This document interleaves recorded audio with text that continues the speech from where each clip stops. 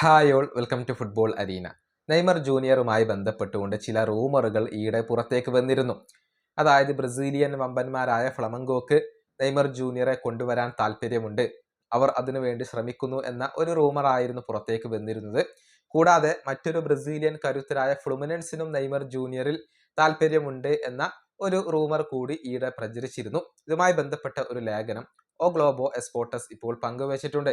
അതായത് ഇങ്ങനെയൊക്കെ റൂമറുകൾ പ്രചരിക്കുന്നുണ്ടെങ്കിലും നെയ്മറുടെ ക്ലബ്ബായ സാന്റോസിന് യാതൊരുവിധ ആശങ്കകളും ഇല്ല എന്നാണ് അവർ പറയുന്നത്.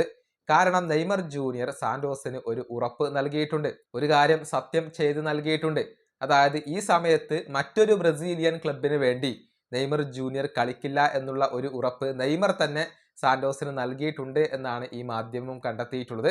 അതായത് നെയ്മർ സാന്റോസ് വിടുകയാണെങ്കിൽ അത് മറ്റേതെങ്കിലും പുറത്തുള്ള ക്ലബ്ബുകളിലേക്കായിരിക്കും, അതല്ലെങ്കിൽ വിദേശ ക്ലബ്ബുകളിലേക്കായിരിക്കും.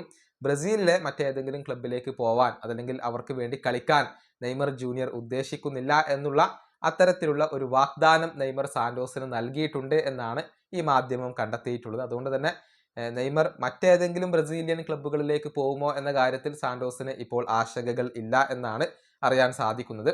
ഫ്ലുമിനൻസ് കഴിഞ്ഞ ട്രാൻസ്ഫർ വിൻഡോയിൽ ഈ താരത്തിന് വേണ്ടി ശ്രമിച്ചിരുന്നു. പക്ഷെ അന്ന് ലഭിച്ച ഓഫർ നെയ്മർ ജൂനിയർ തള്ളിക്കളയുകയാണ് ചെയ്തിട്ടുള്ളത്. അതിനുശേഷമാണ് സാന്റോസിലേക്ക് നെയ്മർ ജൂനിയർ വന്നിട്ടുള്ളത്. നിലവിൽ സാന്റോസിന് നെയ്മറുടെ കോൺട്രാക്റ്റ് പുതുക്കേണ്ടതുണ്ട്. സാമ്പത്തികപരമായ ചില പ്രശ്നങ്ങൾ മാത്രമാണ് നിലവിലുള്ളത്.